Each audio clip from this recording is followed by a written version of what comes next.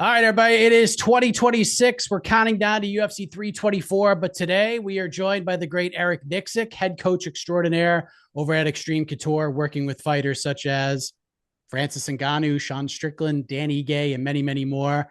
And it's always refreshing to get some knowledge from the great Eric Nicksick, who joins us right now. How are you, my man? I'm doing well, brother. Happy New Year.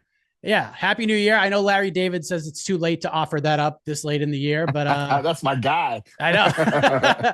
But from here on, I think the Happy New Year's we could do it today since it's been so Yes. long since we've done this. But let's just start here, Eric, because even though it was not something you asked for or planned for, one of the big stories of 2025, especially in the first quarter of the year, was the Eric Nicksick Sean Strickland dynamic following UFC 312. And Yeah. Sean's lost to Dricus du Plessis in the rematch, and things were said, interviews were done, and the last time we spoke, you told me, "Hey, man, Sean and I were all good. We talked it out. I may not be cornering him anymore, and if that's the case, like that's fine.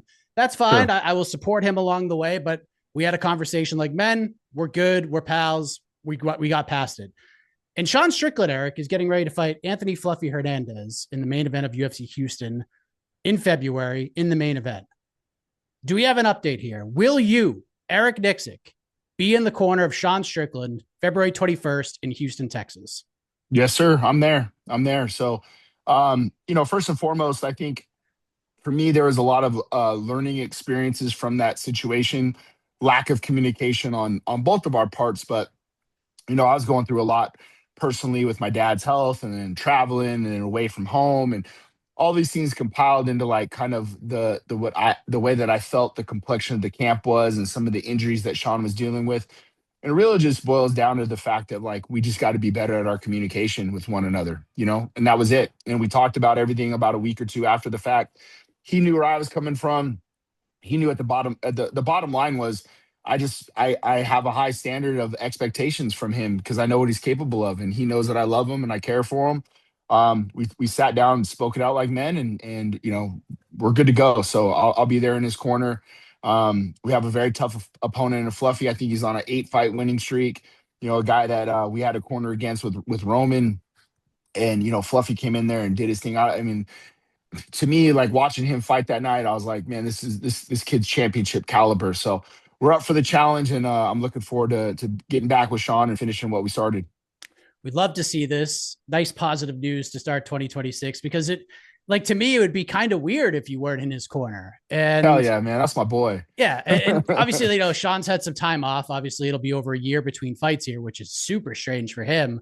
But, Sure. a lot can happen in that amount of time. And like I said, the last time we spoke, you told me you guys were cool, but you just weren't sure when or if you were going to be in his corner again, how that was going to work. So when ultimately was this decision made that you were going to be back and that you got past the, hey, we're good, but now we've jumped that hurdle to, okay, you're back in the corner, I'm back in your corner. This is all good on that aspect too. Pretty quickly thereafter. I mean, Sean, although he hasn't had a fight, he's been in the gym every day. He's been helping everybody around the room.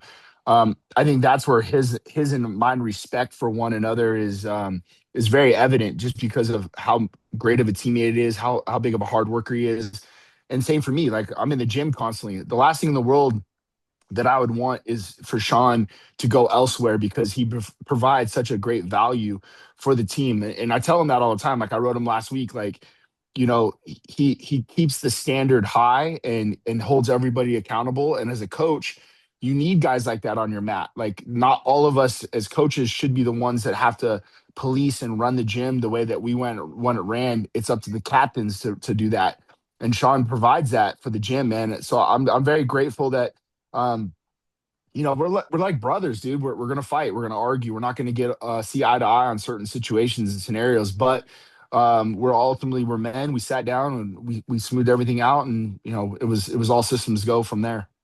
Sean seems very Sean-like with the videos and the social media posts and such. And you've told me and others over the years, you just sort of touched on it there. Like, look, in the gym, this guy is like a team captain. He's an all-time great teammate for a lot of the reasons you just mentioned. Like even after he won the belt against Israel Adesanya, man was right back in the gym. Like the next day he could possibly get back in the gym to get the next guy ready. So, Yep. you've seen him be this all-time Mount Rushmore-esque teammate and piece of your gym, but in this time off, in this year between fights here, have you noticed any other changes in Sean in the gym, or is it just business as usual? I think that is what I saw the most out of him, is that because he didn't have a fight, he made himself available differently as being a good teammate. Punahele Soriano went on 3-0 run. Edmund Shabazian, Mansour Abdul Malik, all these guys that we are winning fights. We're winning fights because of Sean Strickland's presence, and he's making himself available for these guys. So not only has Sean, hasn't been fighting or hasn't been in the cage, but his presence has been felt in the wins because of his, leadership and being a good teammate and helping these guys win fights as well. Fluffy Hernandez is someone you are quite familiar with. He Yeah, fought Roman Dolidze. It was a main event fight in 2025. And at least to me, until Petr Yan did what he did against Merab Dvalishvili in the final fight of the year, I thought what Fluffy did in that fight was the best performance I had seen in the UFC all year long. agreed. What was that night like for you? Because look, there are nights where you just kind of, as a coach, know, yeah, this isn't our night. It's not going to go well. Sure. Yep. But this seemed like on a completely different level watching it at home. I'm sitting there, and there's very few times where I literally, because I know fighters know what they sign up for. I truly Yep. felt for Roman Dolidze that night. I'm like, this is the closest thing to torture I've ever seen in my life, to like Yeah. legalize torture. What was that like for you being in the corner watching this all happen? It's tough because, first and foremost, Roman's my boy and he's my responsibility. So when you perform the way that we did, number one, you have to give Fluffy and Jim West their credit because they came out great game plan. But then there was some adjustments that we were trying to make that just, man, like, it's just, as a coach, you look at it and you go, hey, it's one of those nights where Fluffy is completely on his game and we're not on our game. So what can we make these adjustments to kind of throw the Hail Mary, if you will? Um, and then also get out of there with some pride, right? Like how can we fight through some of these adversities? And there's coaching moments in that, right? It's like, man, how can we leave this, although we're getting our ass kicked? How can we leave this and build something in a positive note for later on? And man, like you said, I've known Fluffy a long time, and in a lot of ways, it was an eye opener in some of the adjustments that we needed to make. But it was also like there was a sense of like, oh, I'm proud of this guy too, of Fluffy, because I've known him for so long, and he's trained with us during COVID, and I've known Jim for so long. So I was also like, you lose to that guy, but you lose to a guy that you're proud of, if that makes sense. You're like, oh, I'm glad we lost to this guy, and I'm glad that he's going to make us better later on down the line. It's going to make Roman better. It's going to make me better as a coach. So my flowers go to Fluffy and his team, and they did a great job. I don't think many people were beating Fluffy that night. No, I completely agree. It was unbelievable stuff. What were, I guess, any of the positives that Roman did take away from that night? Because he tried. I mean, the man went in there and tried until he got Sure, choked. But I sure. mean, what does he take away from this to keep him coming back and being like, all right, I want to get back in there and right this wrong as quickly as possible? Well, I think for me, from a coaching perspective, on where I can help him improve, and some of that stuff too is like, oh, if we go to the ground, I think I'll be able to submit him. And I'm like, well, he's not going to go to the ground with you on these scenarios in these certain instances. And we saw that in the fight. Like, he only played turtle. Every time Roman rolled the guard or turned and face, Fluffy just backed himself out because he didn't want to get entanglements. He didn't want to be in the triangle, the leg lock, or anything that can get him swept.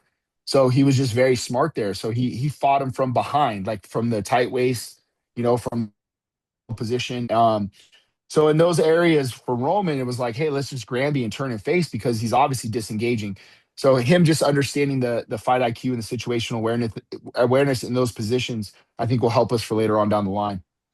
How do you like this fight for Sean at this point in his career? And of course, the stakes attached to it, because Sure. Sean thrives in the pressure. We've seen it in big spots. He's come through. Israel Adesanya fight, perfect example. No one gave him a chance to win. And he went out there and Yeah. tuned him up, because you have to think, even though Sean is very popular, Hmm. if he wants to fight for the belt again, he kind of needs this one, right?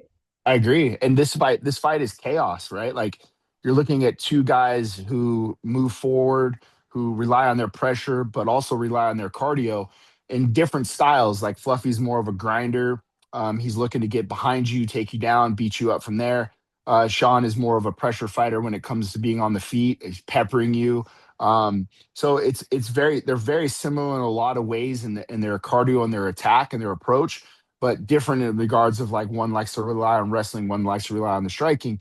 So for us, it's a matter of how do we keep the fight in our favor, and obviously that's to keep it on the feet, but also being able to counter wrestle. I think is going to be important. Meaning, some of the things I felt like we didn't do well enough in the Dricus fight was hitting our switch, getting on top, and getting some ride time with damage to overcompensate or overtake that takedown that Dricus had in the first fight. Of course, Dricus took us down. We would hit the switch and then we would disengage. I was kind of wanting some more ride time because Sean's topside pressure is really, really good. Excuse me. So I think in this fight, being able to nullify some of those takedowns, but also get our own ride time and then with our own solid ground and pound. It's a really, really interesting matchup at 185 pounds. It could go a number of different ways. Fluffy is a lot of people's dark horse to be champion this year, but activity has been a little bit of an issue for him. If Sure. had he fought Reinier de Ritter, he'd probably be fighting for the belts, honestly, Agreed. in my opinion, if we're heading into 2026. But that's Sean Strickland. That's obviously a big fight.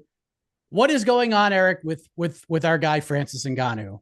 He is like the big mystery right now in all of MMA. It's, he did the interview with Ariel and Yeah. it left us with more questions than answers about, okay, when's his contract up with PFL? Wait, he wants to go back to UFC? Wait, he wants to fight John Jones? What is going on here? But it seems like the PFL is like, we got something special for this guy. Sure. Maybe it's the Vadim Nemkov fight. I'm not sure, but where you sit right now, early January 2026, what is going on with this man in terms of a return to combat sports and competition? Yeah, I mean, we talk all the time, and he was out in Dubai. He's back in Cameroon. He's coming back to Vegas here soon.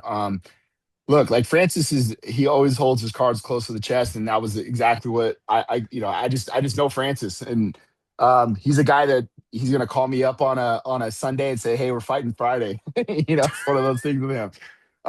But no, we talked recently, and that's basically what he said. He goes, hey, Bubba, I want to come back and get back into MMA. I told him, we need to get back before a fight is booked and start getting your body to where we're comfortable. And he's actually in really, really good shape. He's the lightest I've ever seen him. When he called, he FaceTimed, I saw his face right away and it was like chiseled. Usually he's like, a little bit more plump and he's been eating and stuff like that, but his knee's feeling good. So he's getting his road work in. He's training every day and his weight was down. So I was like, yo, so we got something coming up. And he goes, yeah, I'm working on a few things. So hopefully we see him back in the cage in 2026. And then, the sky's the limit for him, man. He can do whatever the hell he wants to do. I think, on a personal level, I'd love to be able to see him compete in the UFC just because of the level of competition that he would go against. But, if he fights Nemkov, man, shit, he looked great in his last fight too. So he's a guy that we got to take serious. So whatever opponent rises, we'll be ready for. I mean, obviously, I think if we're looking from through a competitive lens, I think Nemkov is currently with what PFL has in their roster. It's the most interesting fight. Like it's the one where you're just like, this could get really interesting on both sides. But I got to tell you, and I'm not a COO or CEO of a promotion, Eric. If he only has one fight left on contract, I want to get super weird with this. Like I want Francis Ngannou versus Eddie Hall more than most things in my entire life. Like nothing would make me happier in this space to see that those two dudes fight each other. Like I just think, and Francis would probably win. And I think Eddie would be the first person to say that, but like the build to that, the posters, everything about that would be the best thing I've seen all year. There's no way it's not like a positive build, positive come out. Like it's incredible. Like that's what I would do, Eric. Would you do that? Would you support this? I would support it. If he tells me like, hey, I'm not saying it is, but if he was like, hey, this is my last fight, obviously I would love for it to be a legacy fight. That's just me on a personal level. If you're going to take your last MMA fight, then to me, and I've said this for the last 4 years, 5 years, it's John. Because of that legacy, right? Like John is the best to ever do it. And if we're going to do that, then why not make it for who's the baddest man on the planet? And that's John and Francis. Love that idea. Rico Verhoeven is another name that kind of gets thrown around. That'd be kind of Yeah. weird and interesting. I don't hate that either. The whole Francis UFC thing, like I know you have nothing to really do with this, but you kind of see them going back and forth. Dana was telling stories about possible putting hands on one another, and Dana kind of clarified it wasn't like Francis came into the office and bust open the door and then threw me around the office. It was just one of those, Yep. things got a little. When you're sitting back and you're like listening to this, what are you thinking? I think that, my relationship with certain individuals are different than the relationship with other people. Like, I know what Francis brings to me and my family and the way that he treats me. And that's the way I judge him by his character. Same with Dana. Dana's been nothing but nice and great to me. Um, I wish that somewhere down the line that these two could mend those fences just on a personal level. Um, I'd rather have friends than enemies. And at the end of the day, hopefully that these guys can reconcile and, put away their differences. But, when I look at it too, it's almost like just let him continue to live his life. Like, we don't need to continue to talk about this shit. This, whatever happened was probably almost 7, 8 years ago. Why are we bringing up old shit like that? And I think it's just in a lot of ways, it's I don't know. This is my personal opinion. I feel like deep down, Dana does like Francis, and I think that he does miss the fact that like they would like to have him on that roster because of where the heavyweight division now is at now and the landscape of it. So, that hopefully at some point those two can sit down man to man and just let all the shit go. Yeah, I think it's life's too short, man. Life's too short. 100%. Like, why do you Anytime you want to have, carry that energy? You know what I mean? It's like, fuck, I don't want to carry that energy every day and have that, so yeah, hopefully they can reconcile and just let that shit go. Just even if if Francis never fought in the UFC ever again, like, just move on. yeah.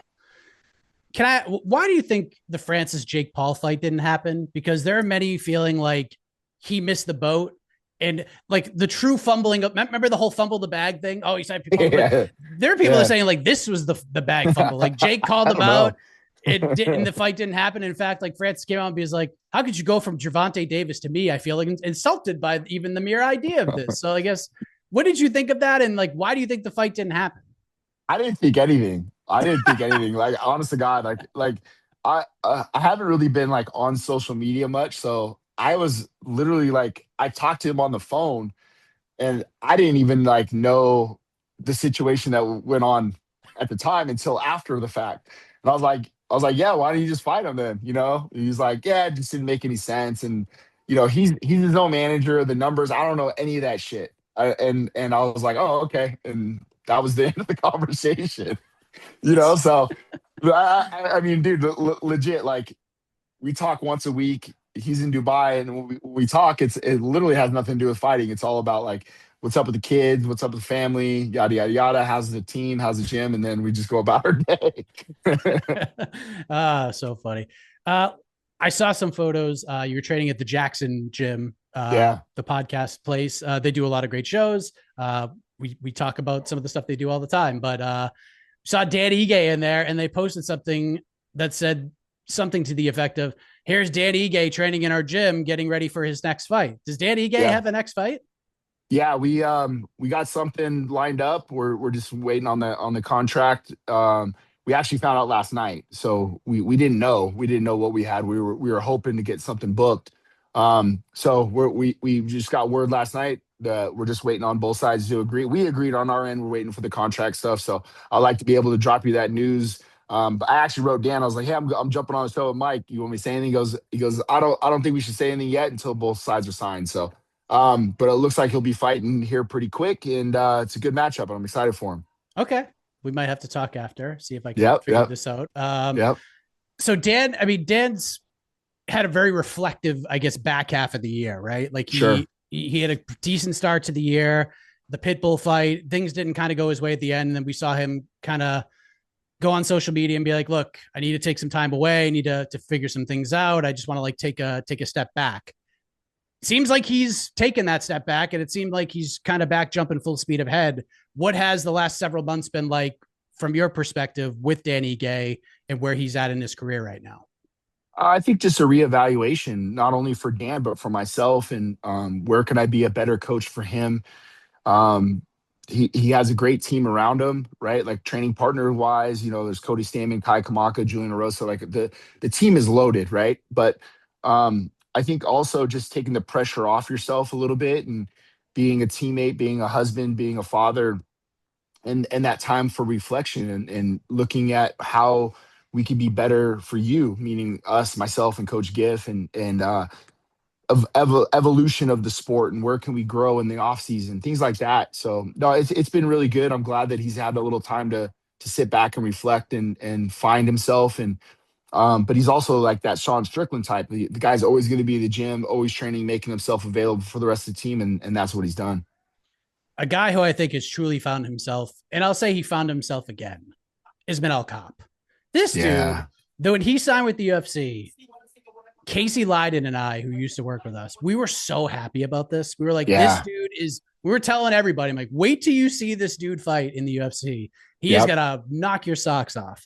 And it's not like he was bad, but like the Manel that had his first few fights in the UFC is not the Manel we see now. The guy we see now from Tampa on, and even maybe even a little before the Tampa fight was when I was like, okay, we are so back right now. He's talking shit.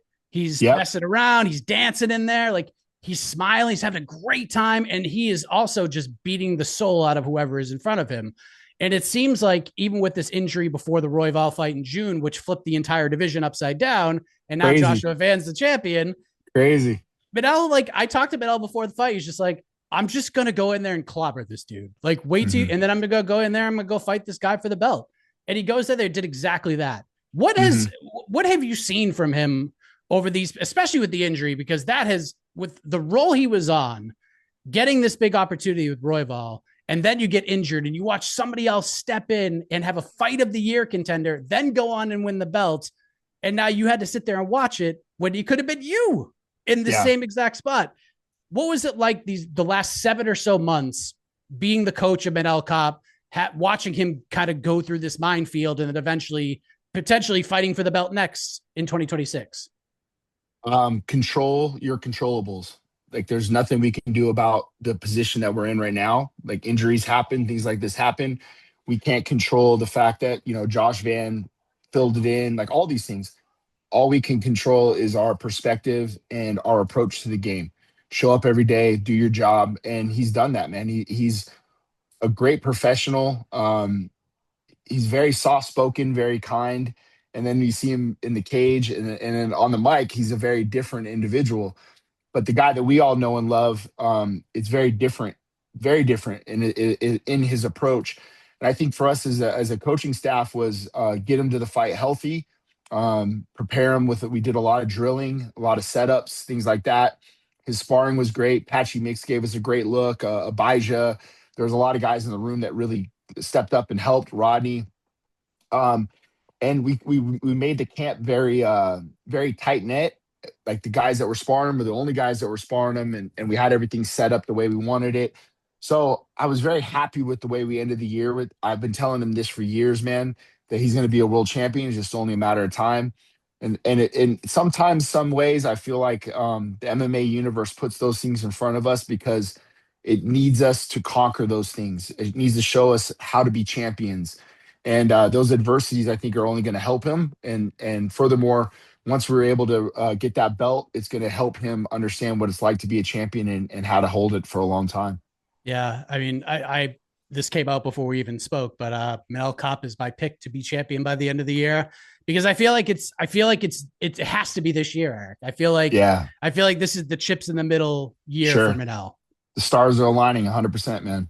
So I would have loved to have seen him fight in Houston, do Josh Van, Manel Kape in Houston. That'd been so sick. Me too. Oh, that'd been awesome. What a great start to the year that would have been. Then Sean in the co-main event against Fluffy. That'd been awesome. 2 5-round bangers. No one and Dan Ige. I'll give you that hint.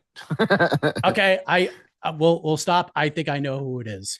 I think I know who it is based on something that I had heard yesterday. But but we'll handle that in a moment. But Eric, always great catching up with you. There's a million other things we could talk about, but unfortunately we have run out of time. But you're the man. Great to get the knowledge meters back up high, and all the best to you and the squad over the next few months. I'm sure we'll talk soon. You too, brother. Have a good new year, and good luck to your son going out to jiu-jitsu today. I love to hear that.